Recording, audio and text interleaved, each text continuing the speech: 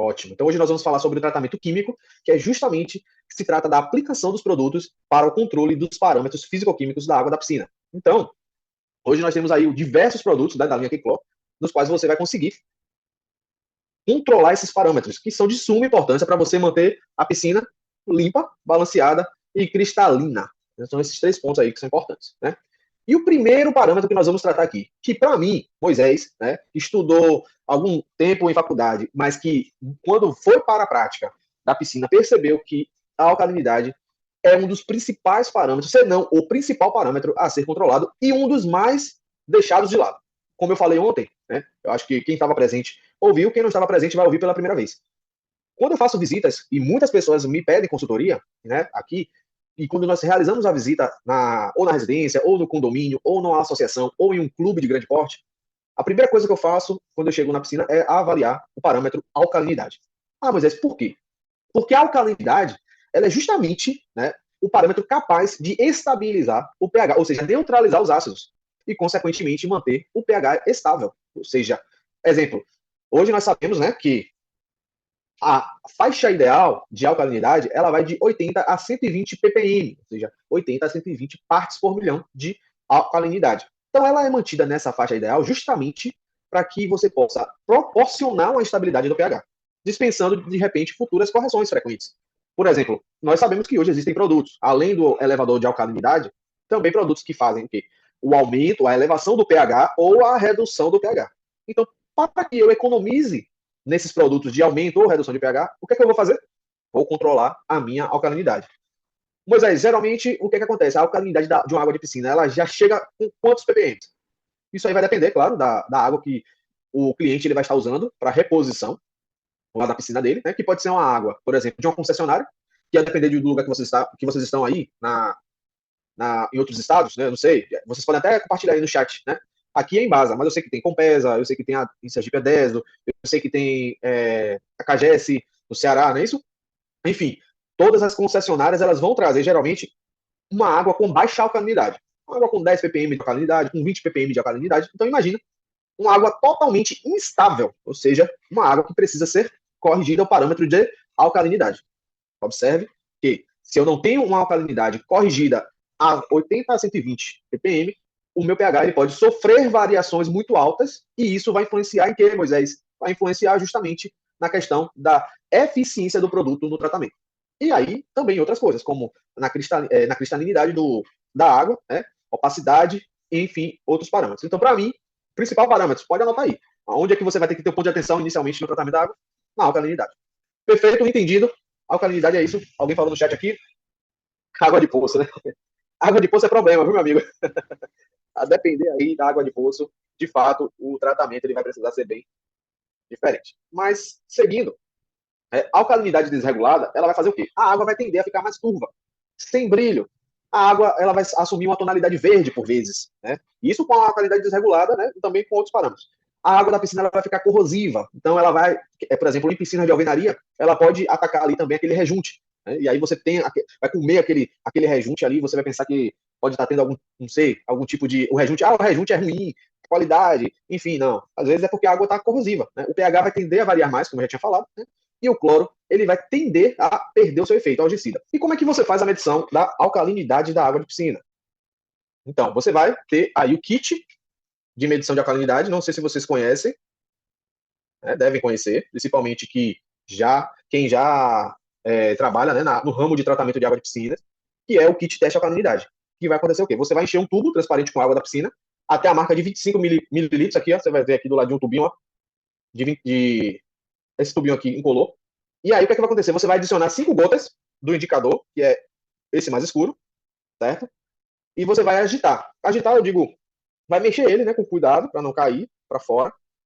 E depois que você homogeneizar, né, misturou direitinho ali no tubinho transparente, você vai adicionar gota a gota de titulante. Qual é o titulante? O branquinho aqui, o titulante de alcalinidade, né? Então, você vai adicionar gota a gota e vai mexendo. Quando a água ela virar desse azul ou verde, no caso, né, para rosa ou transparente, significa que, ele fala aí também amarelada, né, mas pode ser transparente também, significa que você vai ter a quantidade de alcalinidade. Por exemplo, cada gota ela vai representar, né, no caso, 10 ppm. Então, se eu pinguei uma vez, duas vezes, três vezes, e aí virou de verde para rosa, significa, se foram 3 gotas, a minha alcalinidade da piscina está em 30 ppm. Ou seja, está dentro ou fora da minha faixa ideal? Está fora, está abaixo. A minha faixa ideal de alcalinidade é de 80 a 120 ppm, certo? Pode estar confuso, se você está com dúvida, anota aí, levanta a mãozinha que no final a gente pode voltar a falar sobre isso, tá bom? Mas, por enquanto, vamos seguir. Agora, falar sobre o pH. Então, pH, o que significa? O pH é a medição, né? O nome químico dele é potencial hidrogênio iônico, né? Mas é um palavrão terrível, né?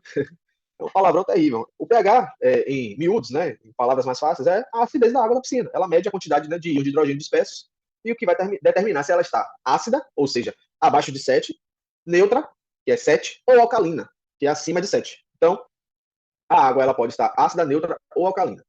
Assim, mesma coisa. Moisés, mas o pH da água da piscina geralmente vem quanto? A minha água de reposição depende da sua concessionária, depende da matriz da água que repõe para a sua piscina. Às vezes, pode ser uma água que já vem com 7, já vem com 7,2, 7,4, excelente, nem precisa mexer, né, no pH, nem precisa corrigir esse pH, ela já vem excelente. Às vezes ela vem muito baixa, uma água de concessionária que, em alguns lugares, na verdade, a portaria do Ministério da Saúde diz que para a água potável ela pode vir até no mínimo 6,5, então já é baixo, né, já vem ácida. E em determinados lugares, né, fazendas, que tem alguns tipos de fontes de água, que são águas alcalinas. Então, a importância do controle do pH no tratamento químico. Então, o ideal, né, o pH, ele quando mantido na faixa considerada ideal, ele vai proporcionar a maior eficiência dos produtos. Aquilo que eu falei, né, sobre que o cloro, você fez, né, a diluição do cloro, adicionou na água da piscina, né, e se ele está nessa faixa ideal, né, de pH, o que é que vai acontecer? Você vai formar o íon hipoclorito e vai, ó, de fato, fazer com que o cloro desinfecte, né, aquele ambiente, ou seja, deixe o ambiente propício para o banho do usuário. Certo? Lembrando que o nosso objetivo é deixar, né, a água de uma forma, né, perfeita aí para o cliente, para o nosso patrão, tá bom? Se o pH, né, estiver desregulado, como é que o que é que isso vai proporcionar, né, dentro do, vamos dizer, visivelmente? Então, por exemplo, se o pH estiver muito alto, né, às vezes você ali utilizou uma quantidade de barrilha, até o próprio pH estável aumenta também, às vezes, um pouco do pH. O próprio hipo de cálcio, né, que é um tipo de cloro, ele aumenta um pouco do pH. Então, às vezes, você vai perceber que ela fica ali um pouco leitosa, né? Ela vai ficar um pouquinho opaca, sem brilho, né? Outras vezes ela pode estar irritando olhos, pele. Então, assim, e também a questão da piscina fica bastante corrosiva, né? Afinal de contas, a gente sabe que uma diferença, né, de pH muito alta pode fazer com que a piscina ela fique corrosiva, tá bom? Vamos lá. E como é que você faz a medição do pH? Todo mundo aqui já deve saber, né? É muito simples fazer a medição do pH. Na verdade, geralmente, com o kit teste cloro e pH, nós já medimos os dois de vez, tanto o cloro como o pH. Mas, no caso, e é praticamente da mesma forma, né? O pH a gente mergulha, né, o comparador na água. Geralmente, pessoal, não sei se vocês fazem isso, mas é importante, até para você pegar uma água de fato mais profunda, que você mergulhe o braço, né, até aqui o cotovelo, mais ou menos, que isso aqui está indicando mais ou menos uns 30 centímetros na água de profundidade, né, retira essa água, e aí você coloca tira um pouquinho, né, e vai ter o tracejado, que é a quantidade ideal de água, adiciona as 5 gotas do reagente vermelho de fenol, que no caso é o tubinho vermelho, e depois você vai comparar com a cor, né, do lado, se ele está menor do que 6 e 8, ou igual, até a faixa aí de 8, tá bom? Então, depois disso, né, que você faz a medição, você vai ter ali a medição do pH. E o cloro, né, que o cloro é o quê? É um composto químico com características oxidantes, podendo ser de origem orgânica ou inorgânica. Ou também vocês conhecem o orgânico como o cloro estabilizado, não é isso? Não estou falando nenhum palavrão aqui não, né? Todo mundo já está acostumado a ouvir esses termos, correto? Mas voltando aqui, o cloro, ele é um composto, né, que vai justamente oxidar. A ideia é matar, né, o micro-organismo, eliminar todo o risco bacteriológico ali da piscina. Sendo que ele pode ser de origem orgânica, ou seja, estabilizado, ou inorgânico, tá bom? E qual é a importância de você ter essa quantidade de cloro controlada na piscina? O cloro ele vai ser justamente responsável por eliminar os micro-organismos que vivem na água, ou também, né, tem a sua função de desinfetar a água da piscina. E qual é a faixa ideal? A faixa ideal dele é que ele esteja pelo menos de 1 a 3 ppm. Isso no caso do uso. Ah, Moisés, às vezes eu preciso utilizar um choque na piscina porque tá começando a ficar um pouco esverdeada e eu preciso fazer um choque de cloro e aí vai passar dos 3 ppm. Pronto, você vai fazer o choque. Você vai informar o seu patrão que você está fazendo um choque de cloro para poder eliminar, né, essa questão das algas e vai pedir que ele espere um pouquinho, né, algumas horas ou talvez um dia, para que esse cloro volte a estabilizar nessa faixa para poder utilizar. Né? Seria o ideal, tá bom? Porque fora dessa faixa, né, nós temos riscos de ou toxicidade, ou seja, se tiver uma quantidade muito alta de cloro, pode ser tóxico, índice tóxico, ou se tiver muito baixo, pode ser que você não tenha ali uma eficiência de controle de bactéria, de desinfecção. Então, faixa ideal de 1 a 3, eu creio que isso aí é algo que está mais claro na mente de vocês, certo? Eu creio muito que vocês mais sabem é sobre cloro, né? Digo tanto para vendedor, tanto para piscineiro, tanto para quem está tentando iniciar nesse mercado, o que mais a gente ouve é sobre cloro ou outros tipos de oxidantes. Né? Aí, por exemplo, pode ter pessoas aqui que já trabalharam ou trabalham com piscinas que tem um sistema de ionização, tem um sistema de raios ultravioletas, tem um sistema de ozonização. Eu já trabalhei com casos assim. Mas posso dizer uma coisa? Em todos eles, eu nunca vi zero de cloro. E nem recomendação de zero de cloro. Até em sistemas altamente automatizados. Eu lembro que uma vez um fabricante, não vou falar aqui o nome desse fabricante por questão, né, de ética, mas ele chegou para mim e falou assim: olha, Moisés, aqui o sistema ele vai fazer, né, a geração de ozônio, é um gerador de ozônio. Ele introduzia na linha direta, né, com alta pressão de água, ele introduzia o ozônio na linha. Esse ozônio fazia a homogenização do sistema, né, mas ele falou assim: ó, deixa o pH em 1, perdão, deixa o cloro com ppm, não deixa de botar cloro não, ou seja, ó, então, mesmo assim, para garantir a eficiência da desinfecção, né, é importante você usar o cloro. A mesma coisa para sistema de ionização. Eu conheço aqui, tem um condomínio de alto luxo, né, que queria economizar cloro e falou que iria instalar um sistema de ionização. Mas aí, quando a gente foi fazer a medição, a gente percebeu que tinha cloro no sistema. Né? A qualidade estava fora, mas o cloro tinha cloro no sistema. Ou seja, o cloro realmente ele tem sido um oxidante um dos mais importantes aí no mercado. Né? Na Europa, eu acho que já está um pouco diferente, mas a Europa é um outro avanço de tecnologia, enfim. Aí, ó, aquilo que eu falei, mas um pouco mais para trás, né, de informação, vocês podem anotar, como é que o cloro age. Né?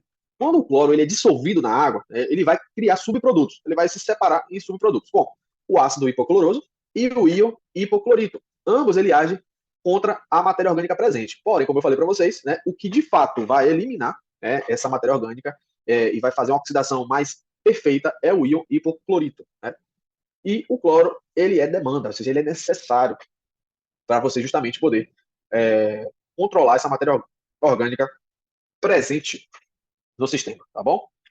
Como é que você faz a medição do cloro? Da mesma forma que você faz do pH. Certo? Pegou, mediu um comparador na piscina lá, 30 centímetros de profundidade, certo? Adiciona depois 5 gotas do reagente da ortotolidina, né, o tubo que é, no caso, amarelo, né, o líquido incolor, e aí você vai, adicionou 5 gotas, você faz uma agitação bem uniforme, né, tranquila, né, não é assim dessa forma, certo? Você coloca para baixo, coloca para cima, pronto, ajustou ali, você vai ver a cor, compara com o comparador que está do lado, tá bom? Da cor. E aí você percebe se ele está numa quantidade adequada ou não. Um outro detalhe é que, às vezes, você pode pensar, Moisés, mas eu só posso usar esse medidor de cloro, né? Tem outros. Assim, pessoal, ele atende bastante, viu? Esse medidor de cloro aí, que é simples, atende bastante, porque às vezes tem cliente que é mais, de certa forma, exigente, que é aquele pessoal um pouco mais exigente, e aí ele, às vezes, nem enxerga, né? Que a cor, né? Tem até um problema de identificar a cor, acha que a piscina está sem cloro, e de repente ele quer ver no outro equipamento. Né? Tem pessoas que usam aí um equipamento de digital, enfim, mas digo para vocês com toda certeza, e eu uso até mesmo para fazer consultoria, eu vou lá, faço as minhas medições, consigo enxergar, entender o sistema tranquilamente com o kit teste pH e cloro. Cloro e pH da Keclor, viu? Inclusive eu uso o 4 em 1, o 4 em 1, ele já vem, além do pH e cloro, também já vem com a alcalinidade e também já vem com a dureza cáustica, tá bom? E, inclusive, vamos falar sobre ela, né? A dureza cáustica, que também é chamada de dureza de cálcio. Aí é um outro parâmetro químico que muitas vezes passa despercebido no nosso tratamento. E eu tenho certeza, assim, quem é que fica medindo a dureza cáustica aqui, piscineiro que fica medindo a dureza cáustica aqui no seu monitoramento? Será que tem alguém que fica medindo? Agora tem que falar a verdade, se mentir, não vai pro céu. Hein? Se mentir, não vai pro céu. Quem é que faz? Olha, o chat calado, rapaz. Tô dizendo, tô dizendo. E aí você pode pensar assim, Moisés, mas para que eu quero medir dureza cáustica? Né? Isso aí vai me trazer de benefício. Vamos lá, vamos entender, né? Tem Tem uma frase que diz que, né, que o meu povo padece por falta de conhecimento, mas vocês não vão mais padecer por falta de conhecimento, não. Vocês estão tomando, né? Aí, ó, o Enilton foi logo sincero. Eu mesmo não, há tempo. Beleza. Às vezes também o pessoal já tem uma experiência, né?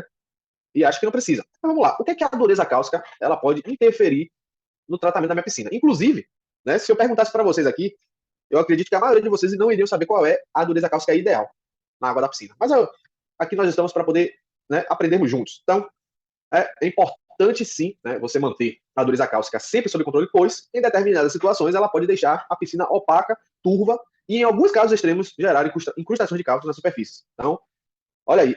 Aí você pensa assim, nossa, que assim, eu conheço muitas pessoas, né, que fazem tratamento de água potável.